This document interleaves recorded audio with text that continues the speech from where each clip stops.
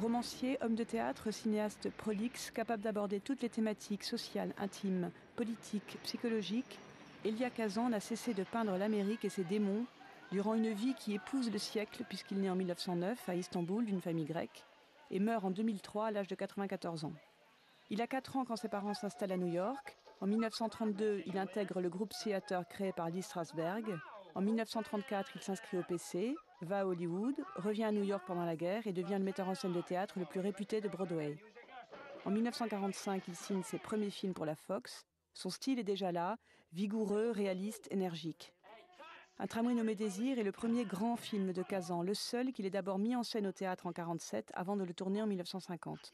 C'est sans doute pourquoi le film reste contaminé par le théâtre, comme s'il y avait là une dimension dont il ne pouvait se débarrasser. En 1952, c'est l'année noire, celle où Kazan témoigne devant la commission des activités anti-américaines et livre le nom de ses anciens camarades. Mais il faut croire que la culpabilité est pour lui un moteur majeur, car après cette date, il enchaîne ses grandes œuvres populaires, de Viva Zapata au dernier Nabab, en passant par À l'Est d'Éden ou America America. Dans cette filmographie colossale, ce tramway nommé Désir ne fait sans doute pas figure de chef-d'œuvre, mais d'œuvre originelle. Le film n'en est que plus passionnant. C'est comme si, à force d'ambivalence, il cherchait son sujet, comme s'il rôdait autour de ses idées, le manque d'amour, la fragilité des êtres, la peur de vieillir, et qui ne se décide jamais vraiment à choisir sa ligne. C'est un film qui tourne autour de lui-même. Il erre, il hésite, il n'est pas franc du collier, et c'est bien sûr l'univers de Tennessee Williams qui est ainsi, à la fois torturé et théâtral. Même les extérieurs de la Nouvelle-Orléans, déjà filmés en 1950 pour Panique dans la rue, semblent faux. La musique est emphatique, le noir et blanc ajoute à la dramatisation. Et ne parlons pas des gesticulations de Vivian Leigh, qui recevra un Oscar pour son interprétation, et qui, à mesure de la progression narrative, est censée aller vers la folie. Un vrai marécage au fond que cette descente aux enfers qui débute déjà dans les enfers de la Nouvelle-Orléans et dans ce quartier nommé Cimetière. De fil en aiguille, on est en droit de se demander ce qu'est ce film, à la fois pathétique, ridicule, émouvant. Est-ce un mélo, un drame psychologique, un portrait en creux de Brando en comédien sex-symbole de 26 ans ? Certes, ce dernier traîne son fameux t-shirt ruisselant de sueur et son physique permet de broder à l'envi sur le thème du désir animal, donc mauvais. Sauf que Stanley Kowalski n'est pas un si méchant garçon. Au fond, tout le film repose sur de l'ambiguïté sexuelle, non pas tant du désir refoulé que du brouillage entre le féminin et le masculin.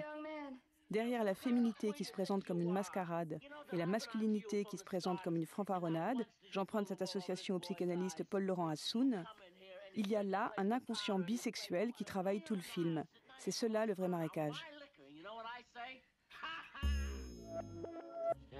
Donc Kowalski n'aime pas Blanche, certes, mais pour de mauvaises raisons. Il a peur d'être ému par elle. Il a peur d'être démasqué. Il la voit comme une coquette plus riche que lui. Il est persuadé qu'elle ne pense qu'à l'humilier, si bien qu'il la soumet par la force. Exaspéré par tant de féminité, il n'entend pas perdre le nord. Donc il place leur conversation sur le seul terrain avouable, le terrain social. Il s'accroche au code Napoléon comme si c'était son sésame. À la vérité, ce qui le dérange tant chez Blanche n'a rien à voir avec l'ordre social. Ce qui le dégoûte et l'excite en même temps, c'est sa fragilité.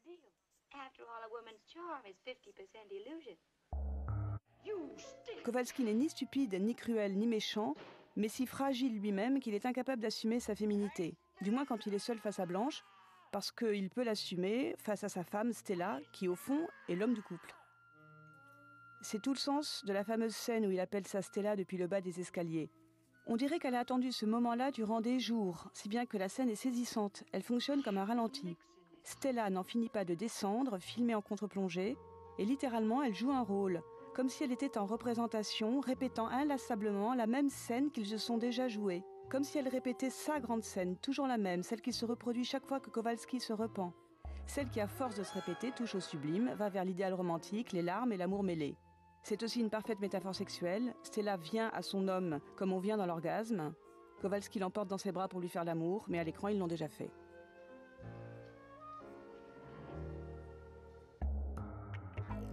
Cette idée de personnage en perpétuelle représentation se répète inlassablement tout au long du film. Chacun dans son registre, comme si chacun mettait en scène son désir, sa dépression ou son amour.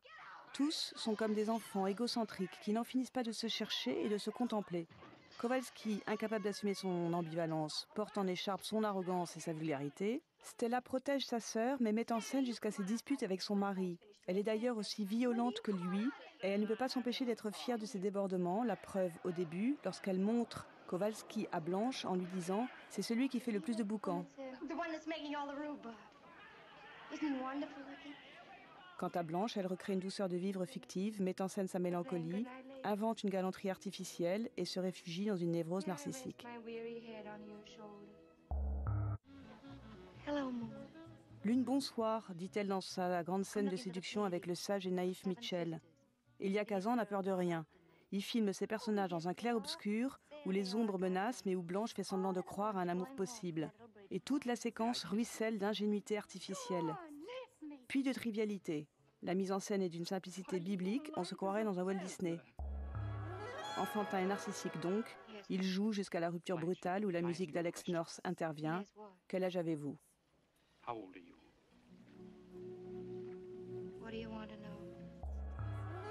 Le clair de lune a fait place à la brume sur l'eau où brillent les lueurs des lanternes comme les larmes de Blanche. Tout tremble, l'eau, les lumières, la voix de Blanche, sauf celle de Mitch qui fait l'homme mais qui ne tiendra pas parole. Il y a parfois des miracles, murmure Blanche, mais elle a parlé trop vite. Il n'y a pas de miracle dans ce pays d'eau et de chaleur, il n'y a que des mirages.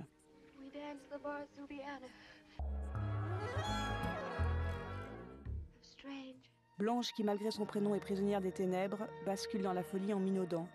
Cela pourrait paraître mièvre, mais c'est finalement assez émouvant de montrer la folie comme un rétrécissement de l'être et de la maturité, comme un retour vers le paradis perdu de l'enfance.